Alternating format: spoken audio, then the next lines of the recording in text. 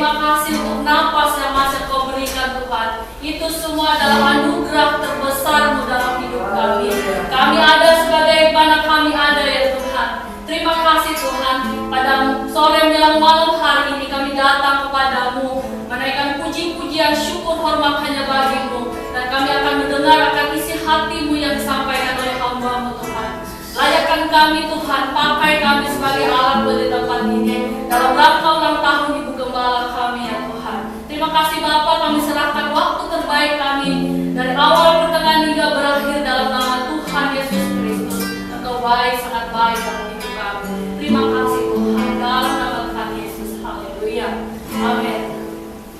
Kita angkat pujian kita Inna Roh Allah.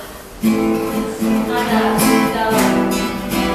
Mari kita menari seperti dalam menari.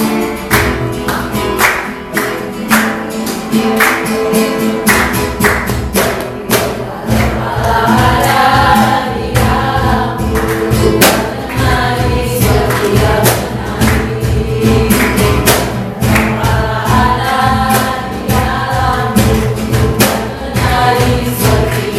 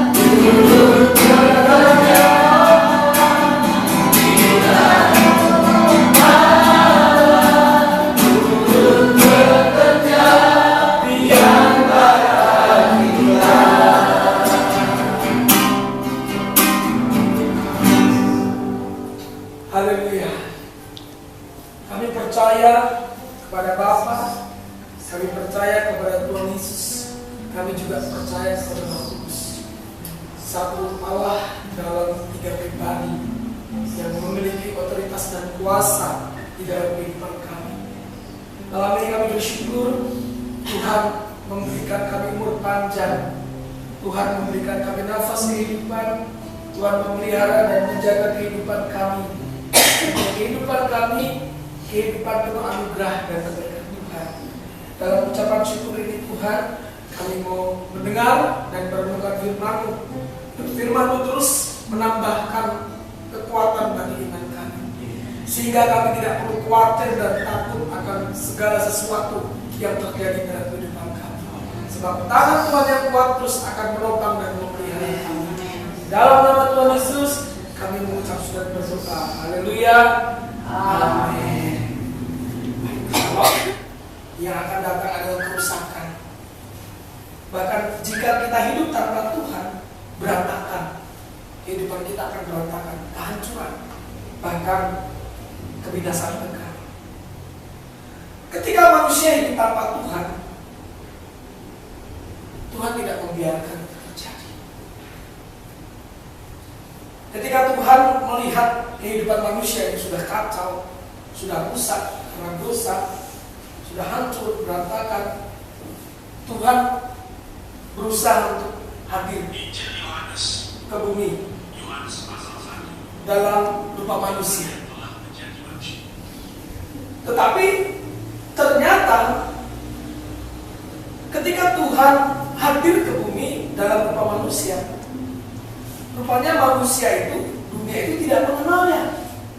Bahkan manusia, bahkan dunia tidak menerimanya. Saudara, apakah ketika manusia banyak yang tidak mengenal dan tidak menerima, itu berarti Tuhan akan berhenti atau mundur untuk mencari manusia dan mengasihi manusia? Tidak. Tuhan tidak pernah berhenti. Tuhan tidak pernah mundur untuk pergi mencari manusia. Sejak dari awal, ketika Allah menciptakan manusia, Allah itu sudah terlanjur cinta kepada manusia. Sudah terlanjur cinta, namanya juga terlanjur cinta. Mau bikin apa ya? Gunung dan kuda lalu berseberangan. Terlanjur cinta, terlanjur cinta. Siang malam diingat, betul nggak?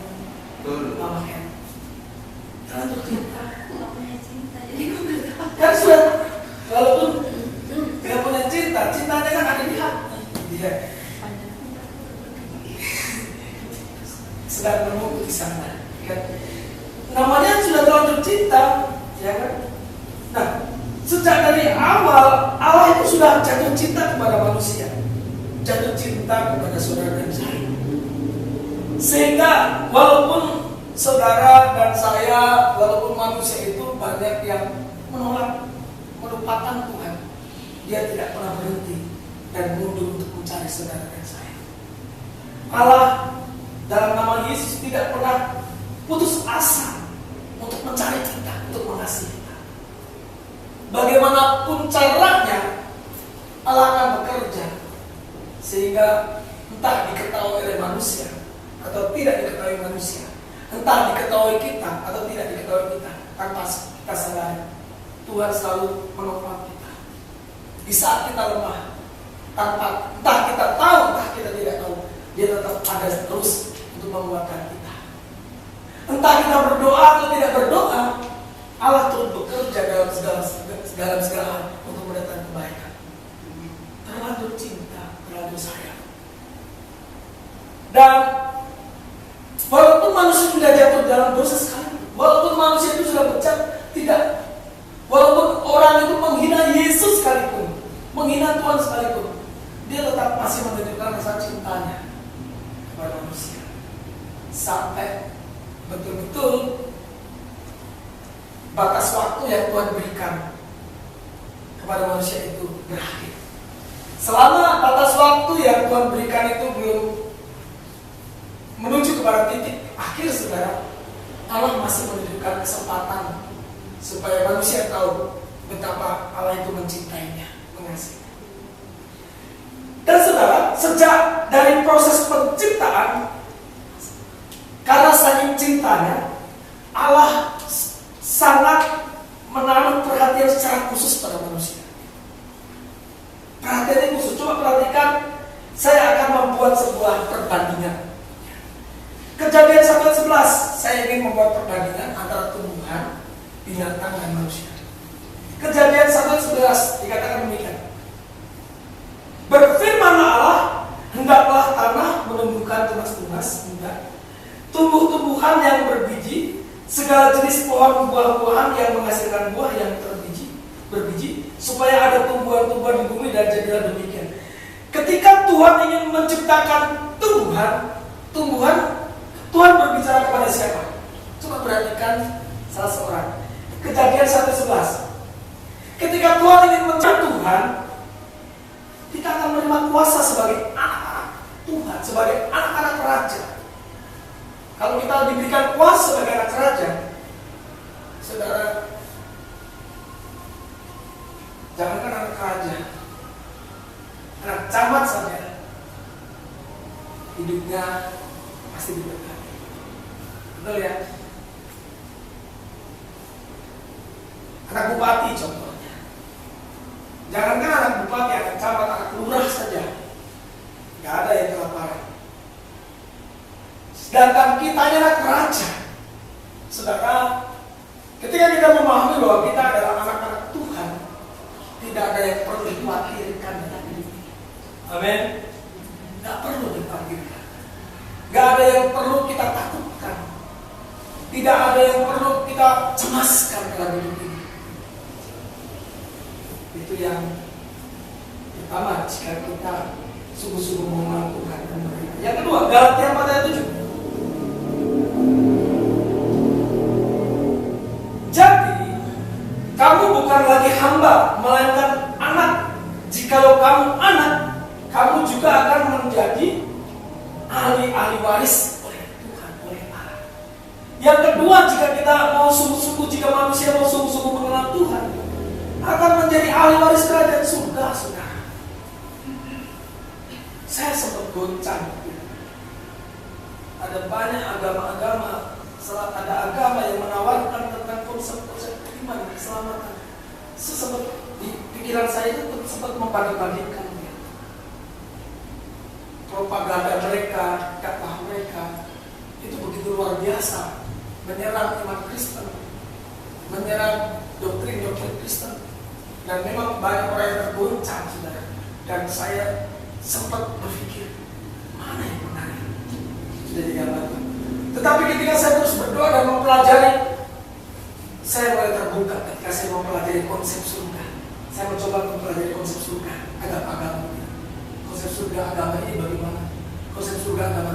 Ternyata tidak ada konsep surga yang betul-betul benar, saudara. Karena konsep surga agama-agama itu ada yang tidak jelas, ada yang rancu, bahkan ada yang tidak percaya dengan surga. Yang itu tidak percaya dengan surga. Mereka adanya nirwana, sesuatu kekosongan, kehampaan, menuju atau menunggu dengan namanya reinkarnasi. Apalagi agama sebelahnya, konsep surganya seperti kita hidup di bumi, terjadi di surga. Kalau Tuhan Yesus kan datanglah kehendakmu di bumi seperti di surga. Kalau mereka datanglah kehendakmu di surga seperti di bumi. Beda. Kalau kita di bumi seperti di surga, jadi situasi surga turun ke bumi. Kalau mereka enggak, situasi bumi turun ke surga, terjadi di surga. Gitu. Apa yang terjadi di bumi terjadi di surga. Gitu. Kalau doanya Tuhan Yesus enggak, apa yang terjadi di surga terjadi di bumi. Jadi kemuliaan turun kepada kemuliaan. Tapi mereka tidak. Yang terjadi di bumi terjadi di sana. Apa yang manusia tidak pernah nikmati di sana dinikmati. Mengerikan, saudara. Saya baca itu, wow, beginikah surga? Itu membuat saya terbuka. Oh, satu-satunya kebenaran yang saya dapatkan, surga yang Tuhan rancang di dalam Yesus. Dan saat ini surga belum terbuka sebenarnya. Jadi surga belum terbuka. Kalau ada KKR dibilang surga terbuka, itu bukan surga.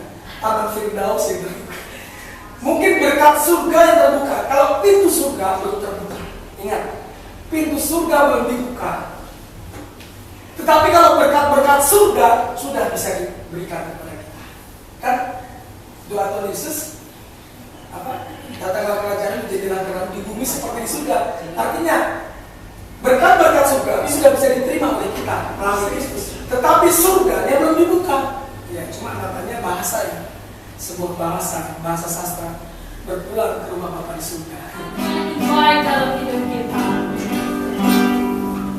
Sangat baik, sungguh baik. Firman Tuhan sudah disampaikan untuk kita sebagai ungkapan syukur kita. Kita akan memberikan persembahan terbaik itu untuk Tuhan. Doa persembahan.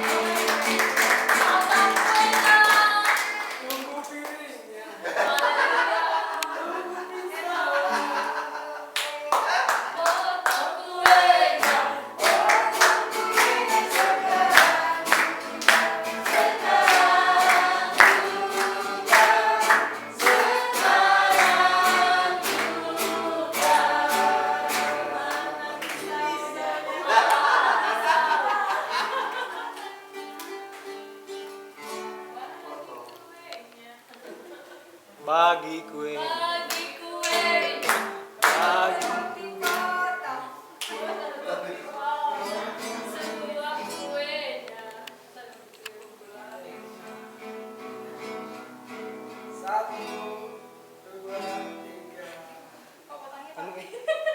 Dua gambar ulasan. Hari fokus.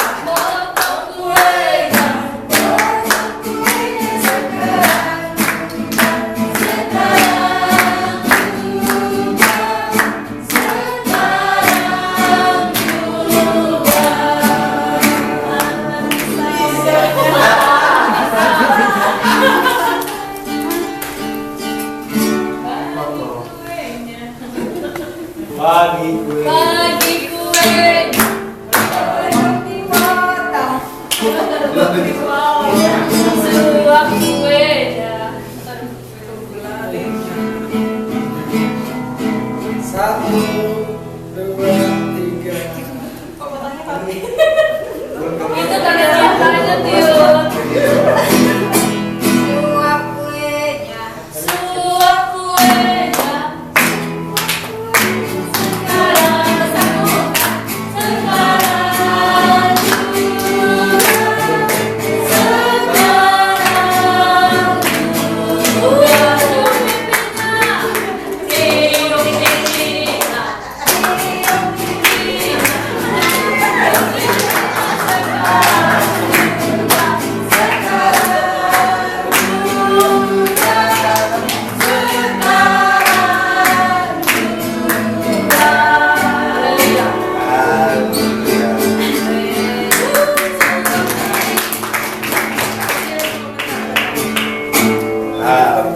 adakah yang mau disampaikan oleh Ibu Gembala sebelum kita terima berkat Tuhan? Lagunya nanti Dayabes. Puji Tuhan, terima kasih atas apresiasinya yang diberikan kepada saya. Sebenarnya kalau ucapan syukur itu setiap saat, bukan cuma di saat kita berhari ulang tahun. Jadi, dan bagi mereka yang sudah menyediakan kue, sebenarnya saya tidak beli kue. Saya pesan sama yang sebenarnya Panada. Tapi puji Tuhan, Yang datang pada doa. yang akhirnya datang kue yang semacam ini.